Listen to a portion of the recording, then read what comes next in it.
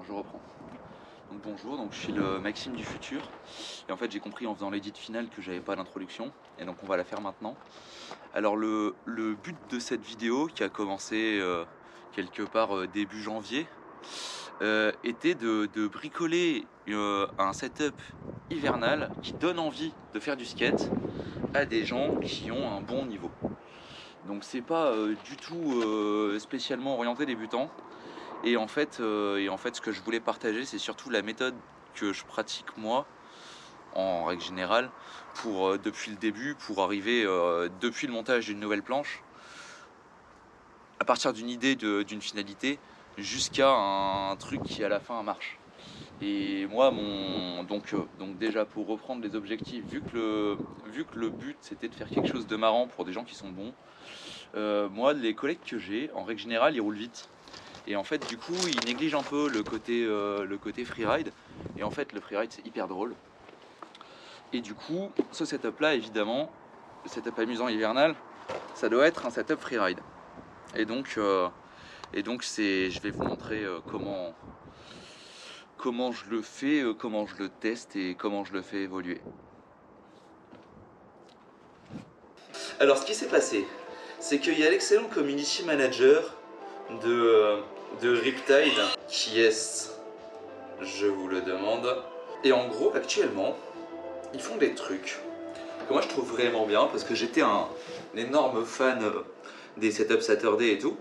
Et notamment, il y a des descriptions de setup bushing. Et là, il y en a un de Marcus.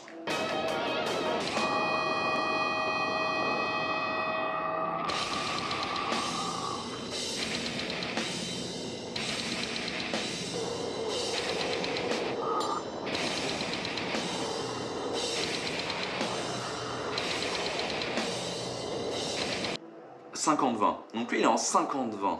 Et en 50-20, il met 95-75, 97-80. Ça n'a aucun sens.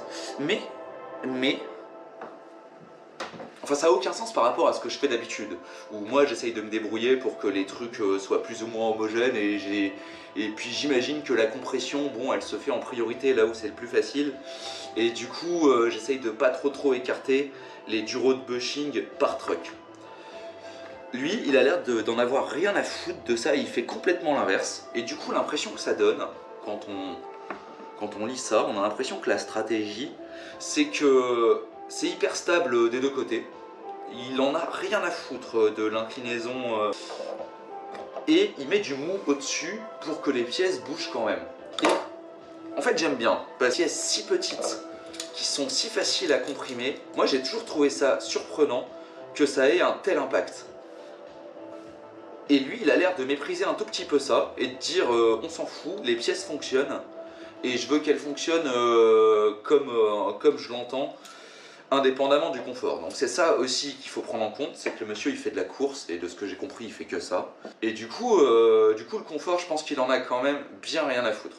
On va plus ou moins copier un setup de race, et on va le mettre sur un setup freeride pour l'hiver. Et à partir de là, c'est freestyle, parce que j'ai rien préparé du tout. On va en profiter pour faire un micro check-up, parce que ça arrive pas souvent hein, de démonter les trucks. Donc là déjà j'ai un kingpin là du jeu. Les embases, ça a pas l'air de bouger. Ça a pas l'air de bouger. Quand même remettre un petit coup de visseuse partout, parce qu'en fait au fur et à mesure le grip il se comprime. Et du coup bah, ça fait du jeu dans les embases. Et bon, ça sert à rien d'avoir un setup avec des trucs précision si tu as du jeu dans les embases. Là du coup la strat, c'est pied sur l'énorme wheel flare à l'avant, qui va me remplacer complètement quelques inserts de grip, mais j'ai mis un insert de grip en plus déjà, donc on est bien. Et là derrière l'énorme wheel flare, parce que en fait j'ai pas besoin de concave sur le talon quoi. Grip, mais je vous avoue qu'elle est pas folle en toe-side celle-là de planche, parce que bon pareil, il y a beaucoup trop de place où je peux mettre le pied là, et du coup je suis perdu un peu quand je toe-side dessus. Du coup bah déjà ça bouge. Qu'est-ce qu'on fait avec les kingpins qui bougent? On les sort. Ça bouge pas des masses hein, en vrai un Kingpin. Hein. Il faut se dire que ça aurait sans doute pas été perceptible avec les bushings serrés dessus. D'autant plus que c'est le truck arrière, donc les bushings ils sont durs. L'avant par contre, ça m'a l'air... Ah putain, l'avant aussi j'ai encore du jeu. Comment je vais faire? Est-ce que j'ai pas une autre roue là ou un autre truc pour l'autre côté? J'ai pas retrouvé la roue de skate mais j'ai retrouvé la bague Wiga qui me rend basiquement invincible. La colle là. Yes. Oh, en plus elle est bien nulle celle-là. Ça fera parfaitement l'affaire. Parce que... On va mettre la extrême Repair extrême résistance Patex. Que je conseille absolument pas hein, d'ailleurs. Hein. Franchement, toutes les colles que j'ai achetées à part de la Loctite dans ma vie et un tout petit peu de néoprène quand c'est bien appliqué, j'ai toujours trouvé que c'était de la merde.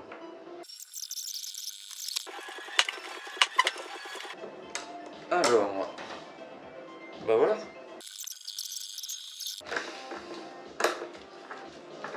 Alors on s'arrête bah, quand visuellement c'est contre l'embase. Hein. Voilà, donc là ça tire bien, et là vous pouvez y aller.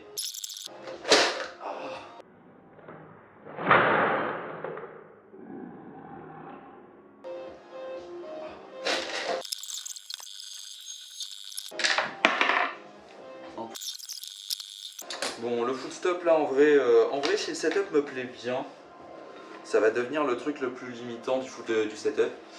Et je vais finir par en récupérer un vrai. Un petit Wiga en PU, ça serait bien.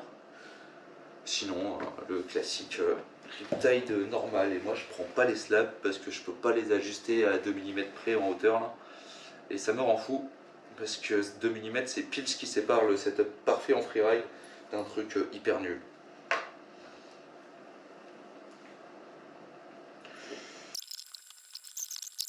Hop. Alors, on est pas mal, mais un setup freeride, il y a un autre truc qu'on aime bien.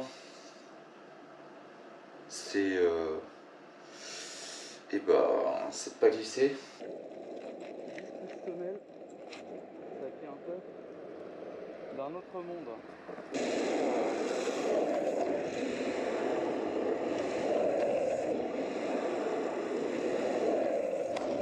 Oh, c'est une sacrée idée.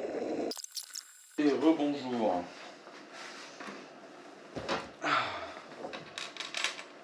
J'en ai pris les tout à fait classiques. La strat ici, c'est on les plante par le dessus aux endroits où on veut.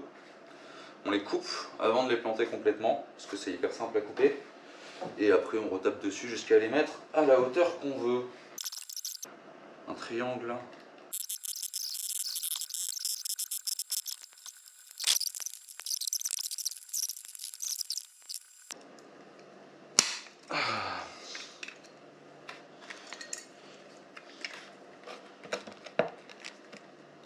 Qu'est-ce qu'on rigole? Ça a un peu changé.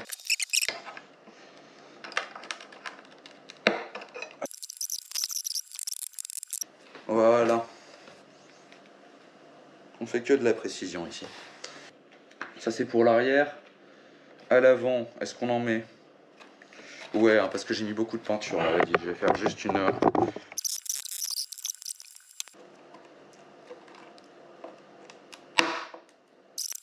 C'était la manip la moins officielle du monde. Et là, il n'y a pas de problème, ça accroche. Du coup, là, la colle, on va dire que c'est bon, parce que de toute façon, on va en mettre des bushings. Alors, on va reprendre le setup de Marcus. Et en fait j'ai réfléchi un tout petit peu. Lui, il est en 45-20. Non, lui, il est en 50-20. Moi, je suis en 45-30. Roadside, on va mettre pareil que lui. On va pas s'embêter plus que ça. Parce que si lui, il a mis ça sur des dump trips, sachant que les dump trips, quand même les trucks les plus stables du monde, hein, je pense. On va pas jouer beaucoup plus que lui. En plus, là, c'est un setup large. Donc du coup, moi, le bras de levier, il est énorme. Et donc, si lui, il a très dur sur du 110, moi, je vais être en 155. Donc, Ici un tôle, ici un pas tôle.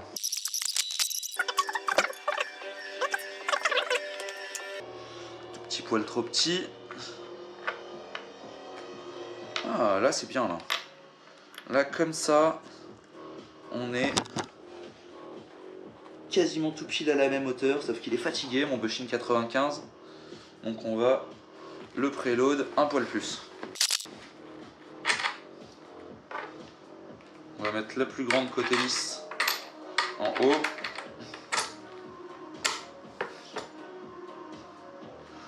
Petit 95, moi je choisis toujours le côté où c'est le plus droit à mettre en contact avec le hanger. Surtout si tu as un bushing seat. Ah. On va mettre les hangers le plus tordu à l'arrière, je pense. Putain, on aborde tellement de problématiques différentes. Quand un hanger il est tordu, bah, ça limite le grip. Voilà, lui il est plutôt droit. A priori, on va partir plutôt sur l'avant celui-là. Je mets toujours le plus précis à l'avant et celui qui dérape le plus à l'arrière. Ouais, il a un poil plus tordu lui, mais bon, dans l'absolu, c'est pas bien problématique. Donc du coup, des inserts, j'en ai plein et ils sont pas en méga bon état. Déjà, est-ce qu'ils font tous la même hauteur? Ouais, ils font tous plus ou moins la même hauteur. Donc ça... Ouais, donc moi je teste toutes les duros à la pince parce qu'au moins comme ça, t'as une impression un peu fiable. Donc le plus dur c'est celui-là en 2. Ça c'est un peu dur des aussi. Et ça c'est un 90, mais je crois que c'est trop mou et en plus il est dégueulasse. On va pas prendre celui-là. À l'avant, on va mettre celui-là. À l'arrière, on va mettre celui-là. En règle générale, les inserts bushing, il vaut mieux les mettre par le haut que par le bas. Enfin, je veux dire, il vaut mieux pas écraser les hangers dessus avec tout ton poids, comme je l'ai fait beaucoup trop souvent, parce que sinon, après, ils ont cette gueule-là, là. Et c'est quand même pas la folie. Ça rebuterait un Félix. Il faut que ça soit bien en face. Et une fois que c'est bien en face, on peut serrer.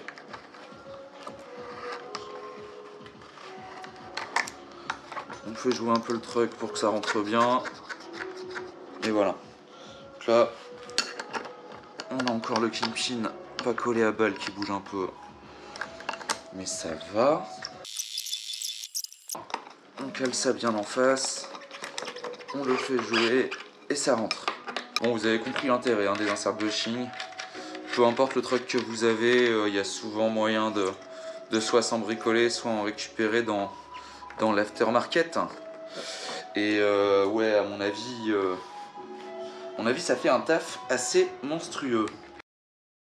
Comme il n'y a pas de théorie à accepter dans ce domaine, ouais, on va peut-être y aller plus ou moins au hasard. Lui, pour 30 degrés, il a mis 5 duros d'écart. Bon, on va faire pareil, sauf que ça va être plus dur. Et nous, on a... Donc lui, il a 30 degrés de split, il a mis 5 duros d'écart.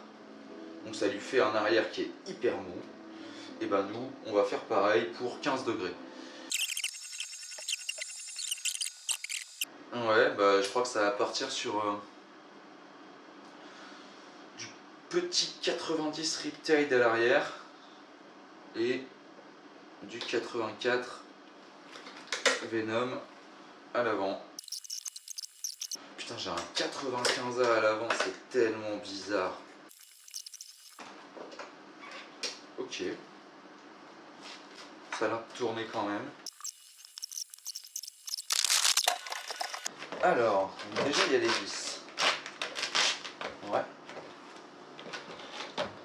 En vrai, putain, il avait raison. Marcus avait raison. Je vais faire ça sur toutes mes boards en fait. J'ai un bushing giga dur à l'avant et j'ai l'impression d'avoir un setup mou. Et ça te fait un genre de rebond sur la fin qui est assez exceptionnel. Oh, et sans déconner, j'ai pas de wheel bike. Le vrai problème de cette planche, ça a toujours été le wheel bike. Merci Marcus.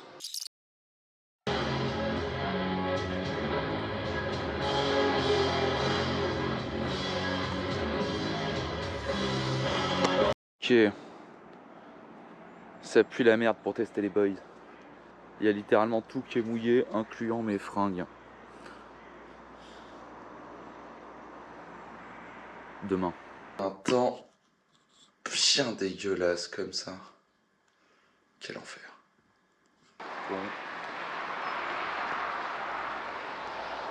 Eh ben...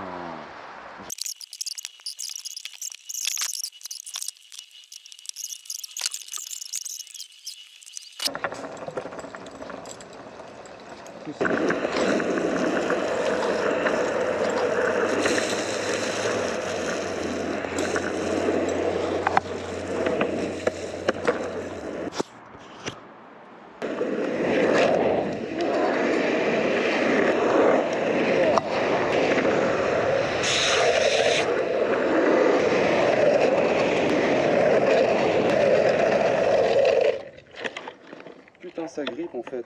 J'attendais à déraper comme un petit fou. Je suis revêtement pas ouf avec des snacks jaunes. Et en fait...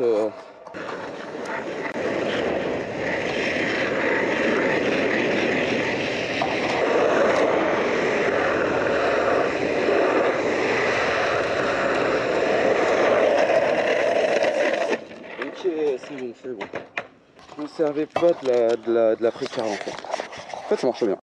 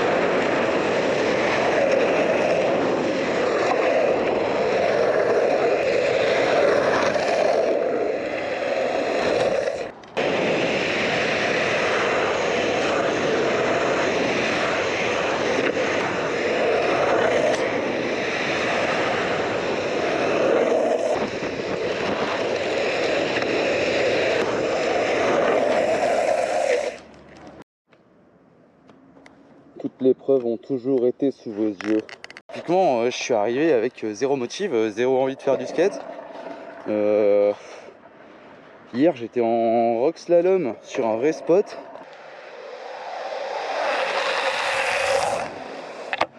Là, je suis en Powell sur une voie de bus. Et ben, en vrai, j'ai envie de rester jusqu'à ce que la nuit tombe.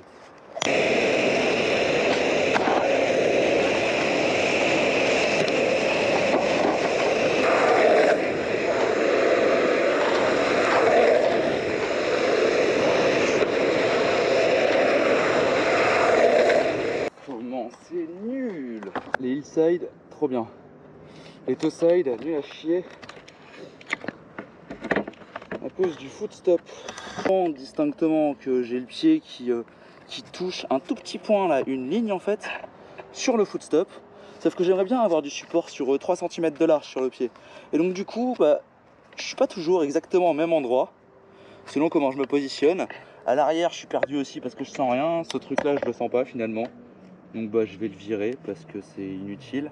Bon, exactement comme prévu, le truc le plus pourri du setup qui basiquement m'empêche de faire les toss side, c'est le footstop. Là j'ai tenté un truc hier soir, mais sans grande motivation, c'est de mettre des roues de street sur le setup freeride parce que fondamentalement mes spots se traînent et du coup j'ai envie de faire des grands slides. On va voir si ça marche. Et Spitfire classique. Et on va virer enfin ce footstop de mort. Ce qu'on va mettre en footstop, c'est ça, parce qu'en fait la petite rigole d'ajustement là, c'est hyper important. Ça marche trop bien. Pour s'en passer, Alors la hauteur c'est important parce qu'il vaut mieux que ça prenne en fait en dessous du pied, en fait la semelle elle est souple et du coup on n'a pas l'impression d'avoir un appui stable. Il faut que ça appuie quand même contre le pied quoi. Et donc ouais, à vue de nez 1 cm, 1 cm 5 c'est bien. Hop. Le positionnement on s'embête pas trop maintenant parce qu'on va le refaire sur un spot.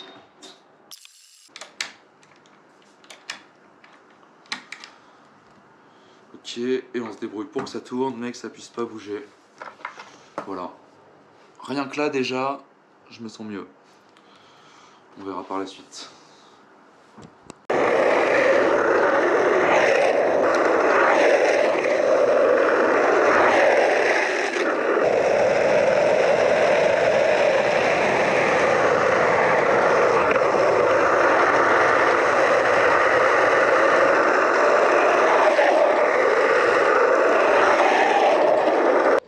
Mais en fait, je vous apprends rien, les routes street c'est de la merde.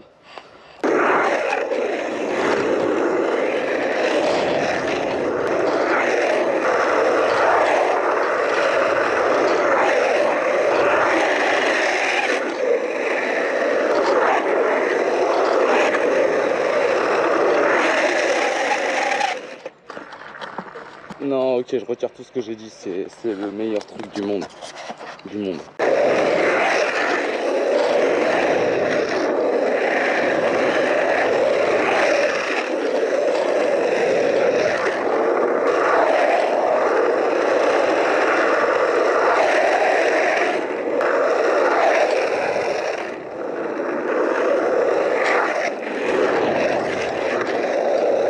C'est un mélange entre hyper drôle et l'enfer sur terre. Genre dès que tu mets 10 degrés d'angle en trop, ça surglisse. Donc pour tout ce qui est 180 et tout, c'est flippant. Mais par contre, ça fait bosser la technique aussi fort que ce qui était sur le mouillé, je pense. Bosser la technique sur des spots méga lents. Là, c'est pas compliqué, je m'amuse plus. Moins je vais vite, plus je m'amuse. Plus je vais vite, plus j'ai peur.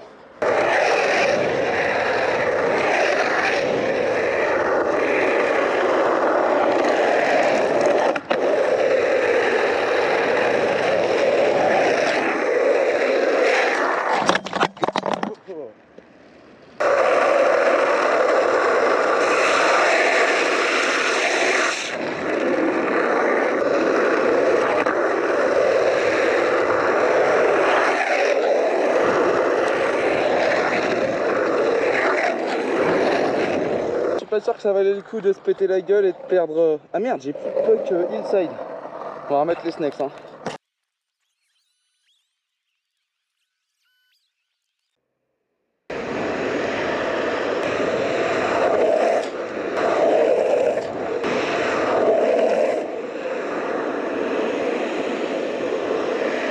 Ça va un poil mieux en taux.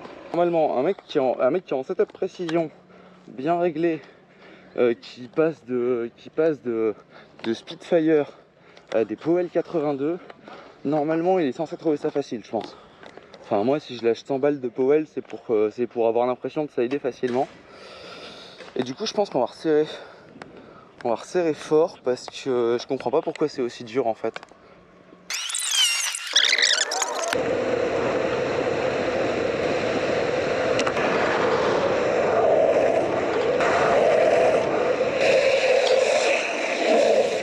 C'est un peu la suspicion que j'avais, c'est que ce setup là, en gros tout le réglage se fait dans le serrage des bushs en fait. Hein. Que du coup il n'y a qu'à comprimer pour avoir exactement le comportement que tu veux. Et donc moi je l'ai roulé le plus mou possible par défaut, comme font les gens normaux. Donc avec la coupelle juste serrée. Et là j'ai serré fort. Et bon vous avez vu la différence. Hein. J'ai littéralement filmé tous les runs avec cette planche. Hein. Donc j'ai pas mis d'autres toe side en fait pendant le test. Concernant le footstop, en fait c'est juste mieux qu'avant. Vous voyez là, la vis par rapport à la direction 45 degrés là, elle est au niveau du coup de pied. Et donc là ça appuie sur un truc dur en fait. Moi c'est ici mon point de référence. Du coup idéalement il faudrait que la vis soit là en fait. D'ailleurs je vais peut-être le marquer ça avec n'importe quoi. Maintenant que j'ai l'info. Et voilà, on voit la petite croix. Donc bon, vous connaissez déjà le thème de du prochain épisode. Allez, bisous.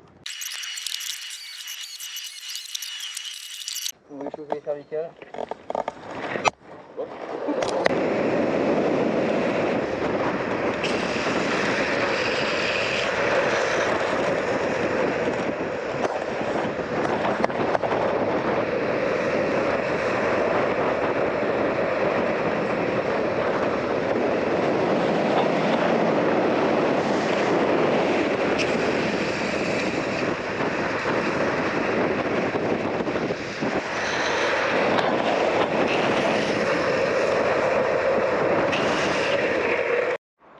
Bon, il fait vraiment pas hyper beau, mais du coup,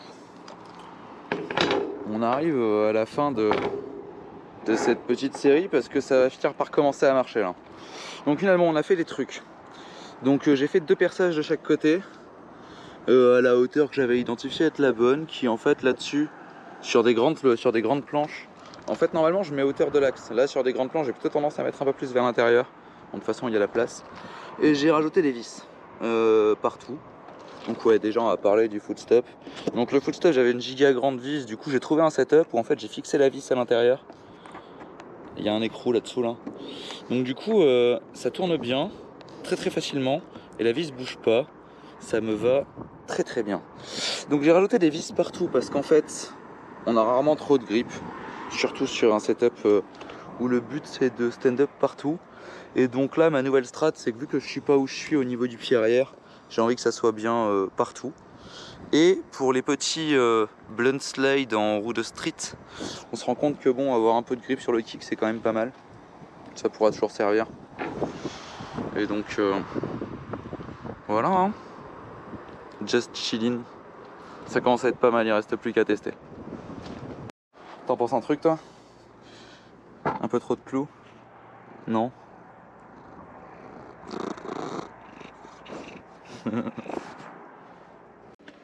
On est parti pour une des dernières randonnées de cette vidéo. Et bordel, il va falloir reporter après 2 semaines de mauvais temps consécutifs avec le camarade Florian.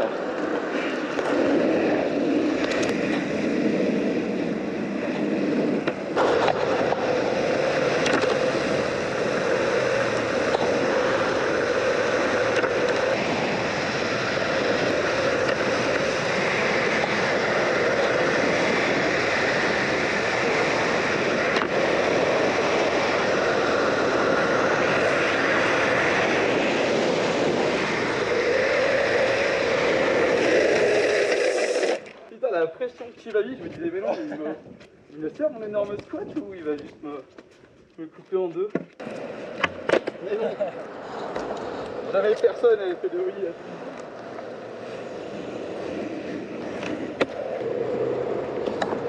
Vas-y, bah je te reste pas de temps. C'est comme d'hab.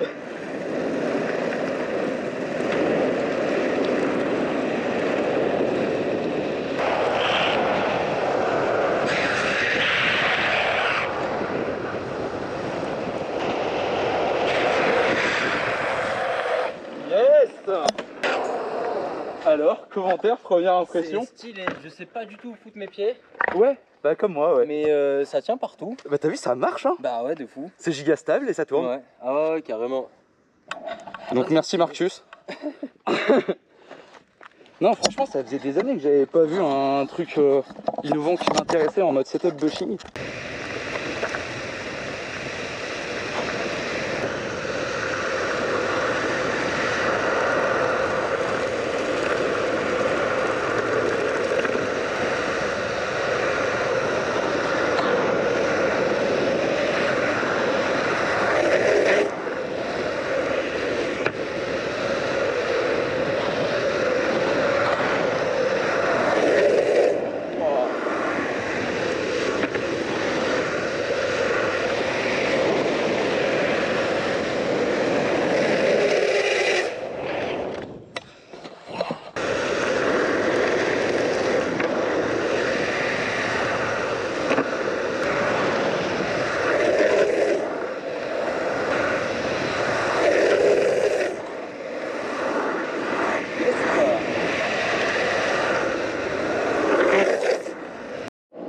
Ok, alors le réglage de footstop est finalement terminé.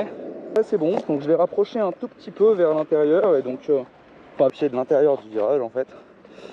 Et du coup là ça marche pour commencer à mettre des taux. On va voir si le test est concluant. Ce que je veux, c'est juste de la facilité et que tout passe, mais en mode confortable.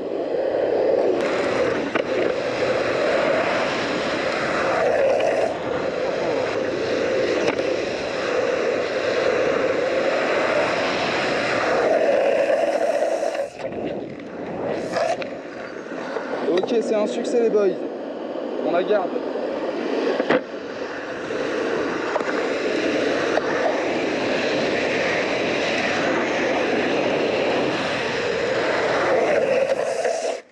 Bon bah voilà, ça lance des toe sides facilement et quand t'es dans la merde, tu peux les rattraper. Ah, enfin, je sais pas si ça va bien avec ma description de la facilité de tout à l'heure, mais bon, y a plein de setups sur lesquels c'est juste pas possible, hein. Quand ça commence à merder, bah ça va pas. Et il faut se sentir à l'aise et en confiance pour justement pouvoir sortir de situations de merde comme ça. Et donc, bah moi pour l'instant, je valide, hein.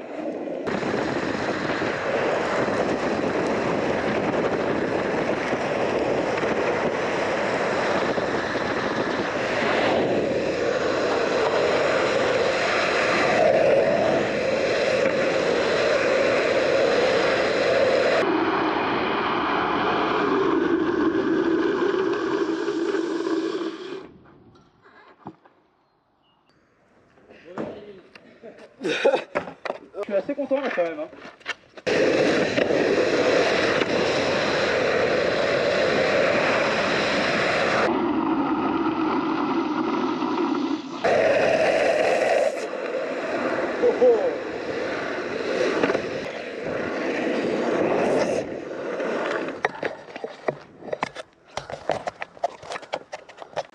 Alors bah la conclusion c'est que je pense que le but du jeu qui était de faire une planche amusante pour des gens compétents déjà en skate de descente est atteinte. Parce qu'en fait l'objectif de départ c'était de faire quelque chose qui soit très très freeride friendly, mais un peu old school, parce que moi j'aime pas trop les poids. En fait je trouve que ça dessert justement au côté corner session où on marche, parce que en fait au bout d'un moment on en a marre de transporter les 2 kilos sous la planche. Donc du coup je voulais faire un setup freeride simple et qui permette quand même de bourriner très très fort. Et je voulais en plus m'amuser moi aussi. Et donc pour m'amuser moi aussi, j'allais pas refaire un truc que j'avais déjà fait 10 fois. Donc je voulais tester quelque chose de nouveau. Et donc c'est là où le combo de mushing dur en dessous et mou au-dessus, au final je l'ai trouvé tellement bien que bon, je vous passe les détails, hein, mais je l'ai mis sur ma planche de course historique. En fait, je pense que moi, je vais faire la course en 140 mm maintenant parce que je suis pas, en fait, je suis pas hyper chaud en super narrow. Et donc ça, c'est mes super petits. Donc c'est les 100, là ils sont en 115. Et donc j'ai fait pareil, hein, j'ai mis 93 front, 97 back. Là j'ai mis 93 front, donc j'ai pas obéi à ma propre règle. Double sphérique.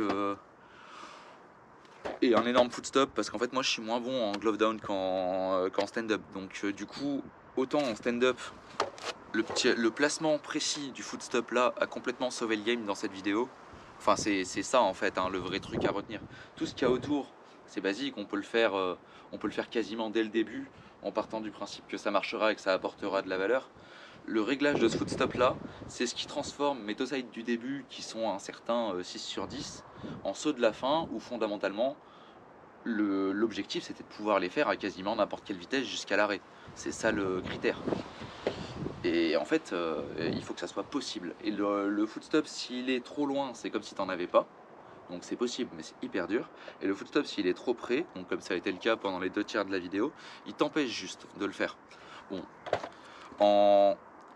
en DH, en glove down, c'est moins important comme situation. Et on s'en rend compte notamment avec le setup de Andrea Bouclier. Lui, il a juste un tout petit footstop au bout qui lui sert de point de référence. Et vu que ce qu'il cherche, c'est le maximum de grip, bon, le but n'est pas de rester loqué en mode snowboard comme ce que moi je fais en freeride, je pense. Donc voilà, le full stop n'a pas le même rôle en DH et en freeride. Et donc au final, qu'est-ce qui fait que ce setup là d'inspiration à la base DH transformé en truc freeride fonctionnel et rigolo, bah, c'est qu'en fait il est exceptionnellement capable en DH. C'est que vraiment là-dessus tu peux toquer à 80 sans problème, tout droit, sans qu'il y ait rien qui bouge. T'as l'impression d'être sur un énorme bateau. T'es locké en mode snowboard parce qu'il y a des vis partout. Et au final, bon, t'as pas les toe stops comme sur la board de race, mais tu vas pas envoyer aussi fort. Ça permet de faire du DH sans finesse, quoi. Et donc là-dessus, pour moi, je mets des séismiques retournés et je peux suivre n'importe quel collègue. Et donc ça en fait un truc qui permet d'allumer les corner sessions, d'aller faire ses courses parce que ça tourne à basse vitesse, c'est rigolo. Et il suffit de desserrer un peu et ça peut aller à la bonnette. Donc voilà, c'était les enseignements de cette vidéo. Et bon, je vais pas changer tous mes setups comme ça, hein, mais typiquement tous ceux que j'aime pas beaucoup, bah, cette nouvelle méthode là de mettre dur en dessous, mou au-dessus, c'est une telle facilité de réglage que ouais, en fait, hein, ça va être certainement le prochain changement logique. Donc on remercie Full Kit pour m'avoir fait gagner cette planche là à la tombola. Marcus et Antoine pour les idées de setup bushing. Riptide pour l'implication dans la démarche. Et puis voilà, hein, tous les copains cool qu'on croise en faisant du skate, parce que bon, vous avez quand même vu dans cette vidéo là, les moments les plus marrants, ils sont pas marrants grâce au setup, hein, ils sont marrants grâce aux gens qui sont autour. C'est ça qui est important. Partager les idées, les savoir-faire, les spots. Et bisous.